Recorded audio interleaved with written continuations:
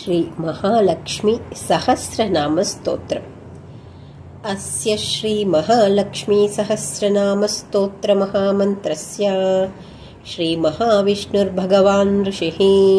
अनुष्ठुप् छन्दः। श्री महालक्ष्मीर्देवता श्रीं बीजं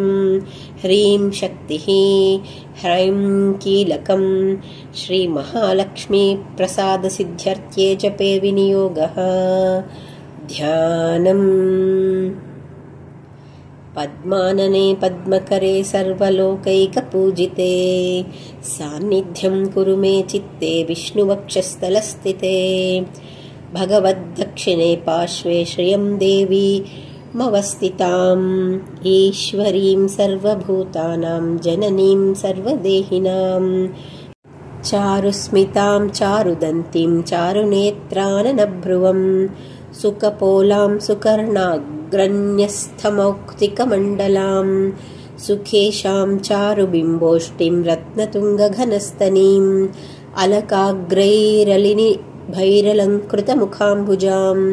लसत्कनकसङ्काशं पीनसुन्दरकन्धरां निष्ककण्ठीं स्तनालम्भिमुक्ताहार विराजितां नीलकुन्तलमध्यस्था माणिक्यमकुटोज्ज्वलां शुक्लमाल्याम्बरधरां तप्तहाटकवर्णिनीम् अनन्यसुलभैस्तैस्तैर्गुण्यैः सौम्यमुखैर्निजैः अनुरूपानवन्द्याङ्गीं हरेर्नित्यानपायिनीम्। अथ स्तोत्रम्। श्रीवासुदेवमहिषी पुंप्रधानेश्वरेश्वरी अंचित्यानन्तविभवा भावा भावविभाविनी। अहं भावात्मिका पद्मा शान्तानन्तचिदात्मिका ब्रह्मभावं गता त्यक्तभेदा सर्वजगन्मयी षाड्गुण्यपूर्णा त्रयन्तररूपात्मानपगामिनी एकयोग्या शून्यभावाकृतिस्थेजः प्रभाविनी भाव्यभावकभावात्मा भाव्या कामधुरात्मभोः भावा भावमयी दिव्या भेद्यभेदकभावनी जगत्कुटुम्बिन्यखिलाधारा कामविजृम्भिणी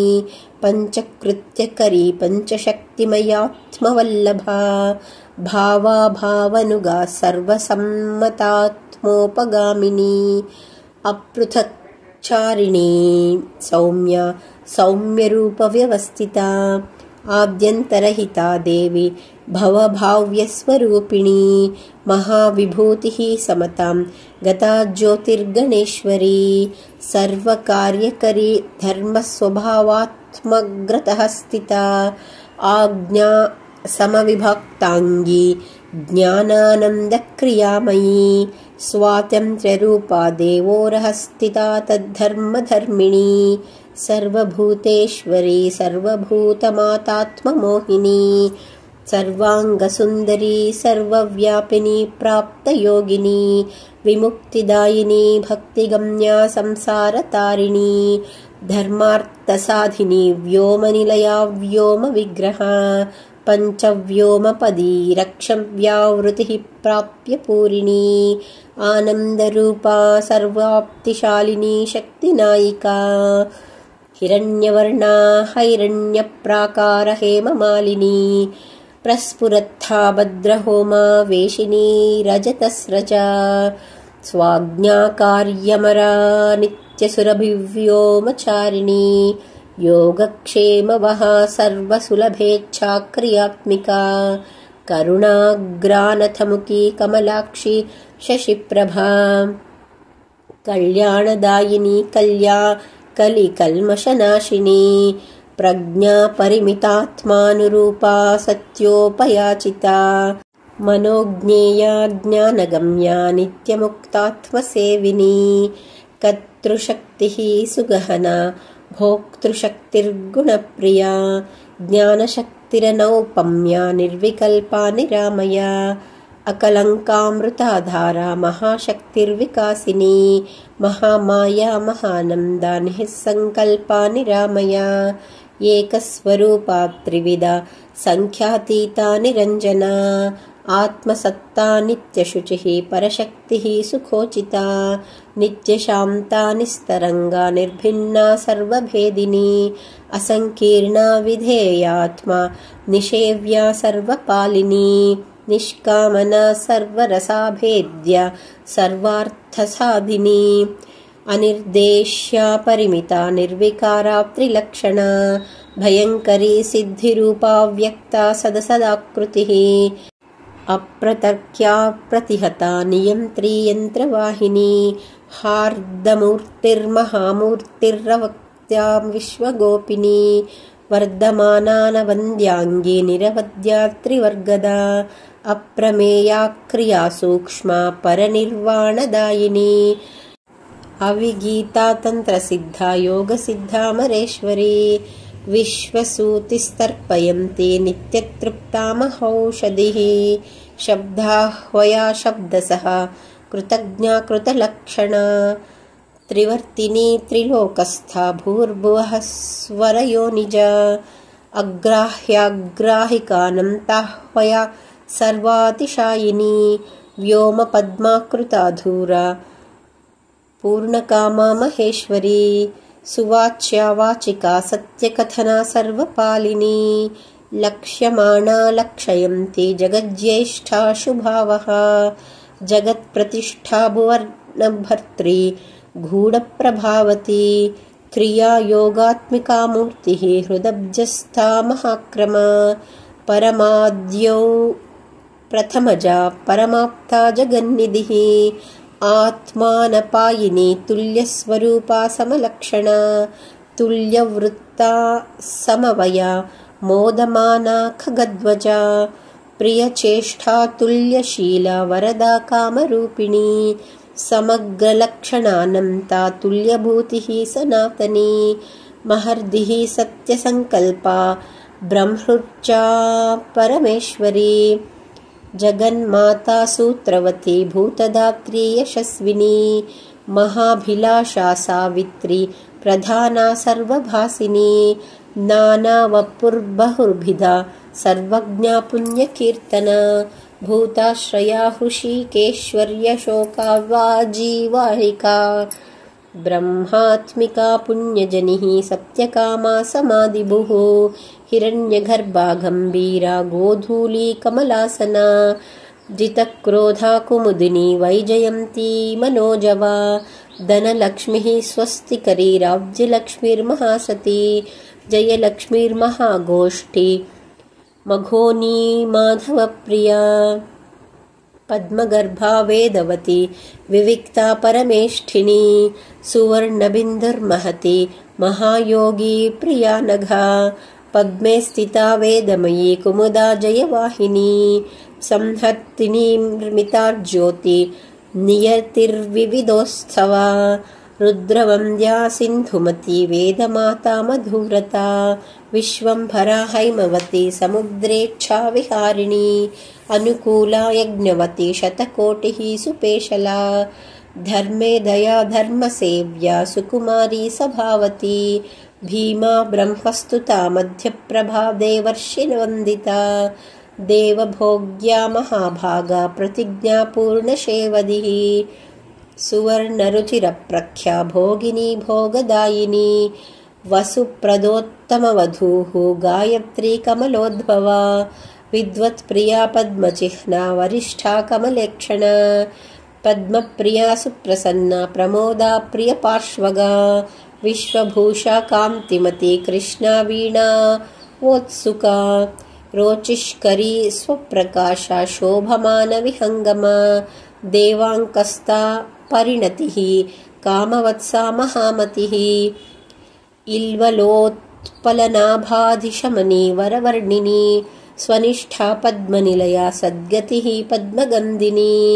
पद्मवर्णा कामयोनिः चण्डिका चारुकोपना रतिस्तुष्णा पद्मधरा पूज्या त्रैलोक्यमोहिनी नित्यकन्या बिन्दुमालिन्यक्षया सर्वमातृका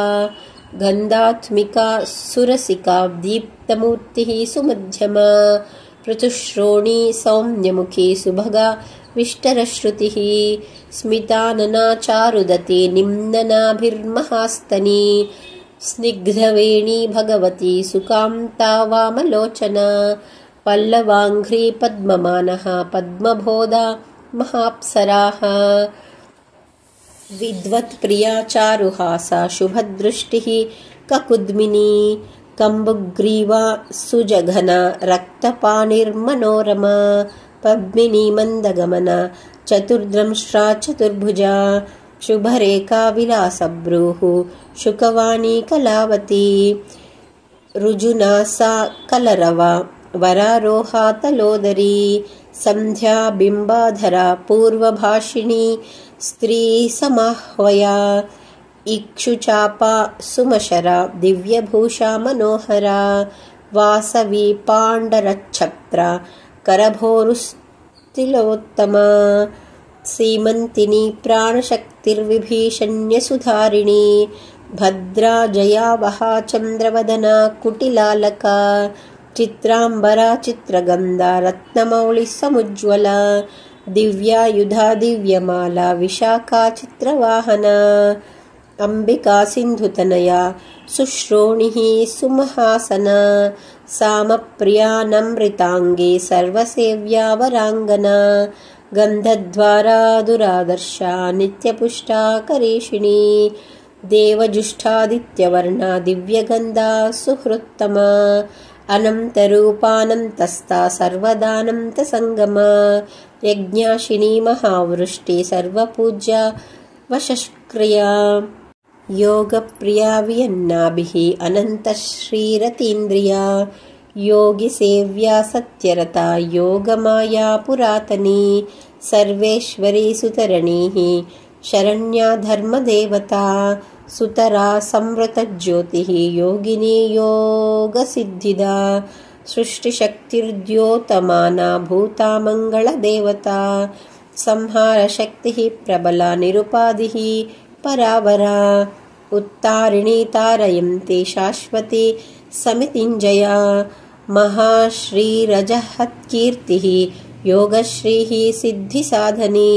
पुण्यश्रीः पुण्यनिलया ब्रह्मश्री ब्राह्मणप्रिया राजश्री राजकलिता फलश्री स्वर्गदायिनी देवश्रीरद्भुतकथा वेदश्रीः श्रुतिमार्गिणी तमोपहाव्यनिधिः लक्षणा हृदयङ्गमा मृतसञ्जीविनी शुभ्रा चन्द्रिका सर्वतोमुखी सर्वोत्तमा मित्रविन्दा मैथिली प्रियदर्शना सत्यभामा वेदवेद्या सीता प्रणतपोषिणी मूलप्रकृतिरीशाना शिवदा प्रदीपिनी अभिप्रिया स्वैरवृत्तिः रुक्मिणी सर्वसाक्षिणी गान्धारिणी परगतिस्तत्त्वगर्भा भवा भवा अन्तर्वृत्तिर्महारुद्रा विष्णुदुर्गा महाबला मदयन्ती लोकधारिण्यदृश्या सर्वनिष्कृतिः देवसेनात्मबलदा वसुधा मुख्यमातृका क्षीरधारा घृतमयी जुह्वती यज्ञदक्षिणा योगनिद्रा योगरता ब्रह्मचर्या दुरत्यया सिंहपिञ्छा महादुर्गा जयन्ती खड्गधारिणी सर्वार्तिनाशिनी हृष्टा सर्वेच्छा परिपूरिका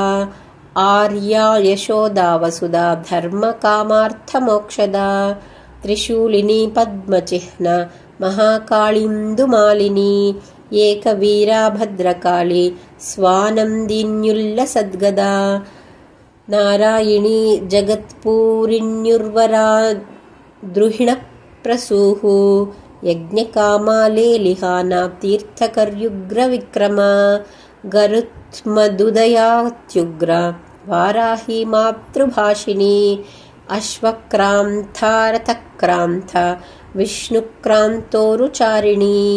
वैरोचनी नारसिंही जीमूता शुभदेक्षणा दीक्षाविदा विश्वशक्तिः बीजशक्तिः सुदर्शनी प्रतीता जगति वन्यधारिणी कलिनाशिनी अयोध्या छिन्नसन्ताना महारत्ना सुकावहा राजवक्त्यप्रतिभया विनयित्री महाशना अमृतस्यन्दिनी सीमा यज्ञगर्भा समेक्षणा आकूतिरुग्यजुस्सामघोषाराम वनोत्सुका सोमपामाधवी नित्यकल्याणी कमलार्चिता योगारूढा स्वार्थजुष्टा वह्निवर्णाजितासुरा यज्ञविद्या गुह्यविद्याध्यात्मविद्या कृतागमा आप्यायनी कलातीता सुमित्रा परभक्तिदा काङ्क्षमाणा महामाया कोलाकाममरावती सुवीर्या दुःस्वप्नहरा देवकी वसुदेवता सौदामिनी मेघरथा दैत्यदानवमर्दिनी श्रेयस्करी चित्रलीलैकाकिनी रत्नपादुका मनस्यमाना तुलसी रोगनाशिन्युरुत्प्रदा तेजस्विनी सुखज्वाला मन्दरेखामृताशिनी ब्रह्मिष्ठा वह्निशमने जुषमाणा गुणात्यया कादम्बरी ब्रह्मरथा विधातृज्वलहस्तिका अक्षोभ्या सर्वतो भद्रा वयस्या स्वस्थि दक्षिणा सहस्रास्या ज्ञानमाता वैश्वानर्यक्षवर्तिनी प्रत्यग्वरा वारणवत्यनसूया दुरासदा अरुन्धती कुण्डलिनी भव्या दुर्गतिनाशिनी मृत्युञ्जया त्रासहरे निर्भया शत्रुसूदिनी एकाक्षरा सत्पुरन्ध्री सुरपक्षा सुरातुला सुकृद्वीभात सर्वार्तिसमुद्रपरिशोषिणी बिल्वप्रियावनी चक्रहृदया कम्बुतीर्थगा सर्वमन्त्रात्मिका विद्युत्सुवर्णा सर्वरञ्जिनी ध्वजछत्राश्रया भूतिर्वैष्णवी सद्गुणोज्ज्वला सुषेणा लोकविदिता कामसूर्जगदादिभूः वेदान्तयोनिर्जिज्ञासा मनीषा समदर्शिनी सहस्रशक्तिरावृत्तिः सुस्थिरा श्रेयसां निधिः रोहिणी रेवती चन्द्रसोदरी भद्रमोहिनी सूर्या कन्या प्रिया विश्वभावनी सुविभाविनी सुप्रदृश्या कामचारिण्यप्रमत्ताललान्तिका मोक्षलक्ष्मीर्जगद्योनिः व्योमलक्ष्मीः सुदुर्लभा भास्करी पुण्यगेहस्ता मनोज्ञा विभवप्रदा लोकस्वामिन्यर्च्युतार्था पुष्कला जगदाकृतिः विचित्रहारिणी कान्ता वाहिनी भूतवासिनी प्राणिनी प्राणदा विश्वब्रह्माण्डवासिनी सम्पूर्णा परमोत्साह श्रीमती श्रीपतिः श्रुतिः श्रयन्ती श्रियमाणाक्ष्मा विश्वरूपा प्रसादिनी हर्षिणी प्रथमा शर्वा विशाला कामवर्षिणी सुप्रतीका पृश्निमती निवृत्तिर्विविधा परा सुयज्ञा मधुरा श्रीदा देवरातिर्महामनाः स्थूला सर्वाकृतिः स्थेमा निम्नगर्भा तमोनुदा तुष्टिर्वागीश्वरी पुष्टिः सर्वादिः सर्वशोषिणी शक्त्यात्मिका शब्दशक्तिर्विशिष्टा वायुमत्युमा आन्वीक्षिकी त्रयी वार्ता दण्डनीतिर्नयात्मिका व्याली संकर्षिणी द्योता महादेव्या पराजिता कपिला पिंगला स्वस्था बलाकी घोषनंदिनी अजिताकर्षिणी नीतिर्गरुडा गरुडासना ह्लादिन्यनुग्रहा नित्या ब्रह्मविद्या हिरण्मयी मही शुद्धविदा पृथ्वी संतानिन्यंशुमालिनी यज्ञाश्रयाख्यातिपरा स्तव्या वृष्टिस्त्रिकालगा संबोधिनी शब्दपूर्णा विजयांशुमती कला शिवा स्तुतिप्रियाख्याति जीवयन्ती पुनर्वसुः दीक्षा भक्तार्तिहा रक्षा परीक्षा यज्ञसंभवा आर्द्रा पुष्करिणी पुण्या गण्या दारिद्र्यभञ्जिनी धन्या मान्या पद्मनेमी भार्गवी वंशवर्धिनी तीक्ष्णप्रवृत्तिसत्कीर्तिः निषेव्याघ विनाशिनी संज्ञानिः संशया पूर्वा वनमाला वसुन्धरा पृथुर्महोत्कटाहल्या मण्डलाश्रितमानदा सर्वा नित्योदितोधारा जृम्भमाणा महोदया चन्द्रकान्तोदिता चन्द्रा चतुरश्रा मनोजवा बाला कुमारी युवतिः करुणा भक्तवत्सला मेदिन्युपनिषन्मिश्रा सुमवीरर्धनेश्वरी दुर्मर्षणि सुचरिता भोदा शोभा सुवर्चला यमुना क्षौहिणी गंगा मंदाकिन्यमरालया गोदा गोदावरी चंद्रभागा कावेर्यूर्धन्वती सिनीवाली कुहूराका वारणा सिन्धुमत्यमा वृद्धिः स्तुतिर्ध्रुवा बुद्धिस्त्री गुणगह्वरा पूर्तिर्मायात्मिका स्फूर्तिर्व्याख्या स्तोत्रा प्रजावती विभूतिर्निष्कलारम्भा रक्षा सुविमला क्षमा प्राप्तिर्वासन्ती कालेखा भूरिबीजा महागदा अमोघा शान्तिदा स्तुत्या ज्ञानदोत्कर्षिणी शिखा प्रकृतिर्गोमती लीला कमला कामधुग्निधिः प्रज्ञा रामा परा सन्ध्या सुभद्रा सर्वमङ्गला नन्दा भद्रा जया रिक्ता तिथि पूर्णामृतंभरा काष्ठा कामेश्वरी निष्ठा काम्या रम्या वरा स्मृतिः शङ्खिणी चक्रिणी श्यामा समा गोत्रा रमादितिः शान्तिर्दान्तिः स्तुतिः सिद्धिः विराजात्युज्ज्वला व्यया वाणी गौरीन्दिरा लक्ष्मीः मेधा श्रद्धा सरस्वती स्वधा स्वाहा रुतिरुषा वसुविद्या धृतिः सह शिष्टेष्ठा च शुचिर्धात्री सुधारक्षोघ्नजामृता रत्नावली भारतीडा धीरधिः केवलात्मदा या सा शुद्धिः सस्मिता का नीला राधामृतोद्भवा परधुर्यास्पदा ह्रीर्भू कामिनी शोकनाशिनी मायाकृतिरसघना नर्मदा गोकुलाश्रया अर्कप्रभारथे भाष्वनिलयेन्दुप्रभाद्भुता श्रीः कृशानुप्रभा वज्जलम्भना सर्वभूमिदा भोगप्रिया भोगवती भोगीन्द्रशयनासना अश्वपूर्वा रथमद्या हस्तिनादप्रबोधिनी सर्वलक्षणलक्षण्या सर्वलोकप्रियङ्करी सर्वोत्कृष्ट्वा सर्वमयी भवभङ्गापहारिणी वेदान्तस्था ब्रह्मनीतिः ज्योतिष्मत्यमृतावहा भूताश्रया निराधारा संहिता सुगुणोत्तरा सर्वातिशायिनी प्रीतिः सर्वभूतस्थितद्विजा सर्वमङ्गलमाङ्गल्या दृष्टादृष्टफलप्रदा इति श्री महालक्ष्मी सहस्रनामस्तोत्रम्।